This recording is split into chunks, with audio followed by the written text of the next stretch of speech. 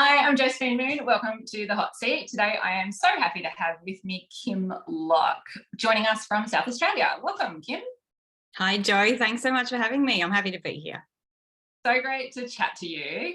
The people at home, Kim and I have had all sorts of tech problems getting together, so we're very excited to have finally made it all happen, and we're hoping it all goes well this time around.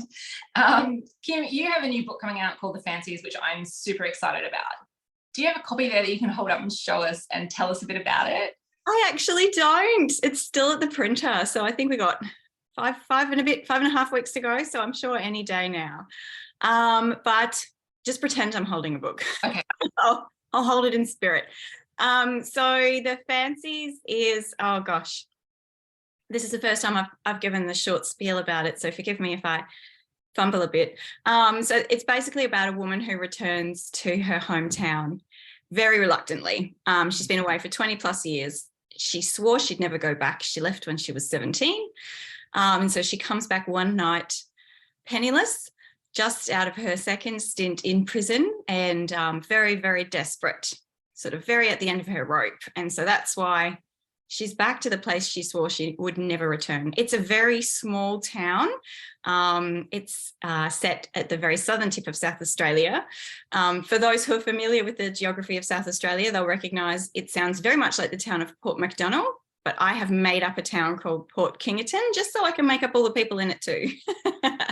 It's a tiny little crayfishing town. It's very insular. It's full of very colourful, wacky characters who very much live in their own world and their own stories. So it sort of takes place in the ensuing few days after she returns and the way the town implodes.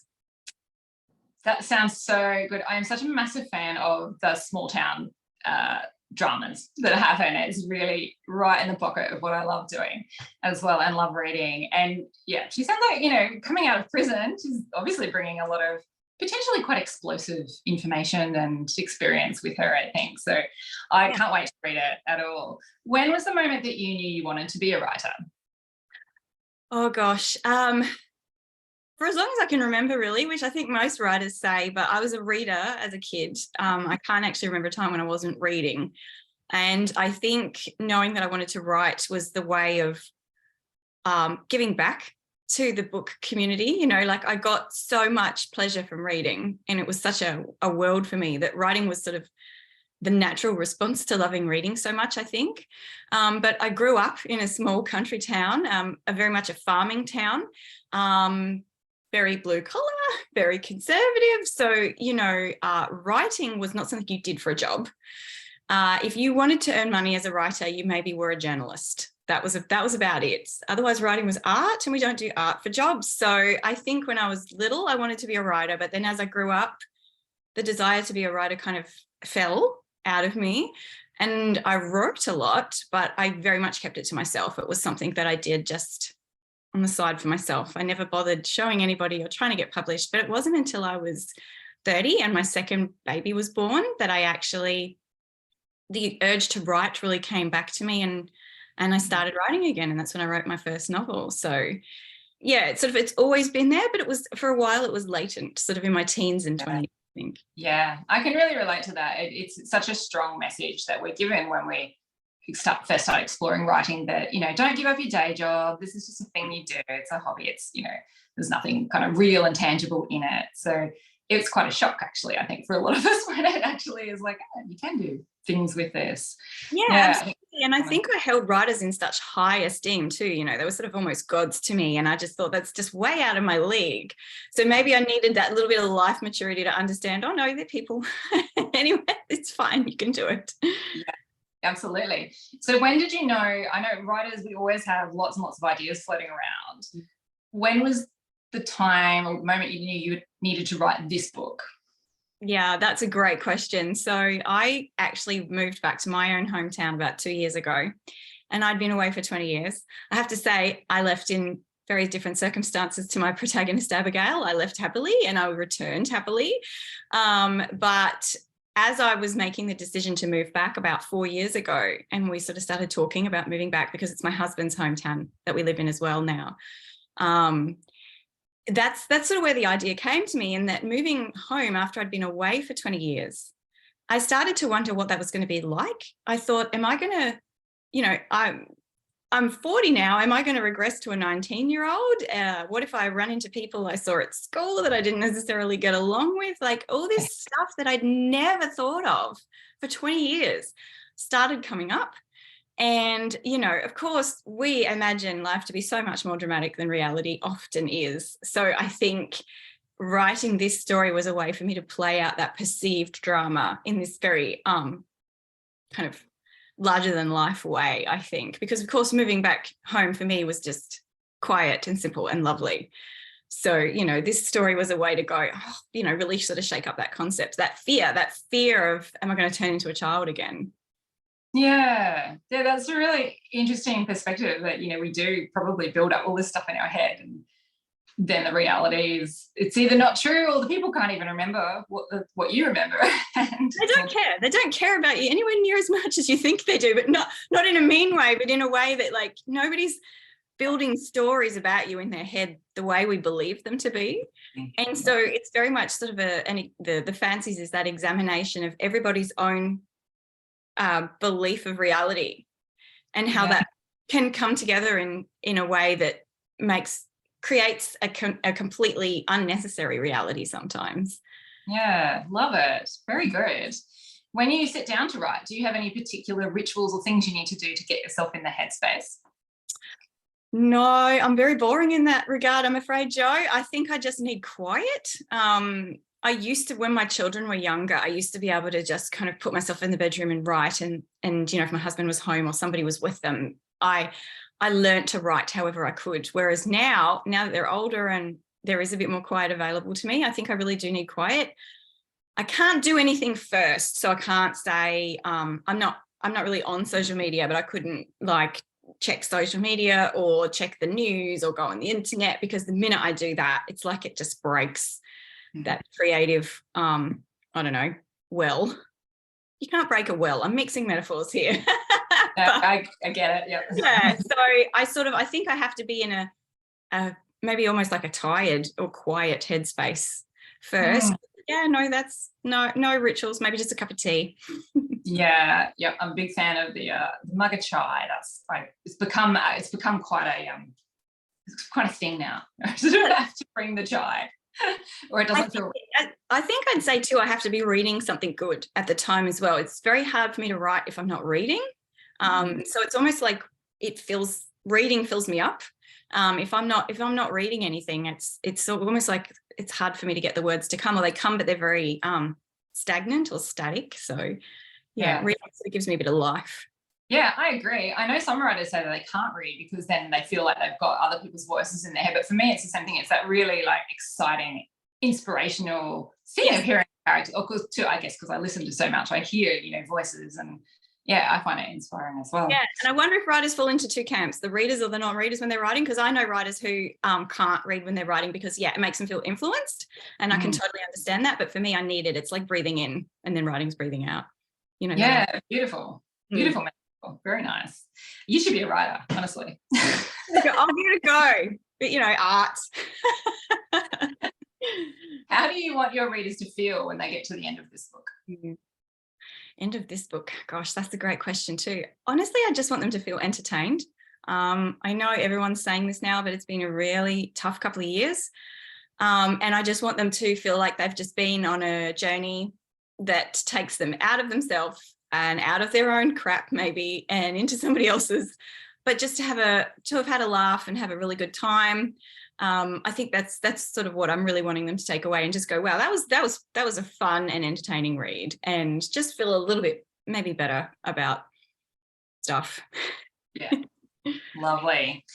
If you had the chance to adapt this to screen, do you have characters or actors in mind to play your main characters? I adore that question. That is so good, Jo. And, you know, this book has, in the past, I probably would have cast all of my books, but this one has so many characters, I think I'd struggle to pick a cast. So maybe let's say I'd leave that one up to the experts. However, one of my like bucket list items, something I'd always want to do, is be an extra on a film or TV set. I just love that, like split second, there I am, like I'm sitting in that cafe, or it's just something I'd love to do, just spend a day on a film set and just be in the background somewhere. So I think if this book gets adapted to screen, anybody's watching who's interested, please put me on your extras list. I'd love to do it. No, I promise I'll be very good at it. That's very cool. I love that too. I'm going to add that to my bucket list too, because I think it would be so amazing to have any of our, stories adapted, and we need more Aussie stories adapted for sure. But yes, I hadn't actually even thought about that. We could be the shopkeeper or the whoever. That's really cool. That's right. Just a professional crowd in the background, professional blur. Yeah. You don't even have to pay me either. Like, I'll do it for free. No, I don't have to be paid. No, certainly don't want a line or anything like that. Just be part of the masses in the background. I think that'd be so much fun. I think Jane Harper was an extra in The Dry. I haven't actually seen the film, but I remember reading somewhere that she went and she was an extra somewhere for the day. So I think it's definitely done. Very cool. I'm glad there's precedent for that. Yeah. Have you ever read a book and got to the end and thought, man, I wish I had written that book, or I would have loved to have written that book? Yeah, absolutely. It's almost like a bucket list thing, isn't it? So the book that I absolutely love and always come back to and think I wish I could write something like that one day is The Red Tent by Anita Diamond. I actually don't know if I've said her last name correctly, Diamond, but it's called The Red Tent. I don't know if you've heard of it, but it's set in biblical times, and it's a retelling of a character in the book of Genesis, Dinah. Now, I must admit, I don't know much about the biblical story of Dinah, but it's basically a story about when conception and pregnancy and birth very much belong to women and women in their families and sort of wise women in their community. I mean, it's about a lot of other things too, but that's what really strikes me about it. And it's so interesting that in a time that we would traditionally associate with being so patriarchal, that there was a huge part of women's lives that very much still belonged to women in a way that it even doesn't today. So, and I just love it. It's just such a engaging story. And so something I'd always love to write one day is a really beautiful historical fiction narrative. And that's just, maybe one day I'll get there. I have actually written one, but it's certainly not for publication. It's flawed in ways I can't overcome yet. So maybe one day, but that's something I'd really love to do. You are not alone in that. I'm sure I've had at least one other person in the hot seat say that. I just can't think who it is at this moment. And I know at least one or two other people over the years who I've asked these kinds of questions to have said the same thing. So it's obviously a really powerful book. Yeah. Oh, good. Yeah, it's wonderful. Yeah. And what about books from your childhood? Are there ones there that stand out as being really influential in your journey? Yeah, there's a book that always stuck with me, and I actually managed to track it down in recent years and get a copy. And it's called The Devil's Own by Deborah Lisson, I think. Gosh, I really should get authors' names correctly when I love their books so much. I would have read it when I was maybe 10 or 11. And it's a retelling of the wreck of the Batavia. Again, I don't know how to say that, the ship that wrecked off the Western Australian coast in the islands there. I can barely even remember what it's about, but I think a girl travels back in time, or she falls asleep and dreams. But it was just a story that just really stuck with me. I mean, I would have read so many books in my childhood, but that's one that I really loved and really stuck with me. So yeah, historical fiction, it must be. Yeah, intense name for a children's book, isn't it? Or was it not a children's book? Was it a children's book? Yeah, I'd call it sort of like middle grade. Absolutely. I mean, it's maybe only 150 pages, but yeah, The Devil's Own, definitely. Very, very interesting. And what are you currently reading at the moment?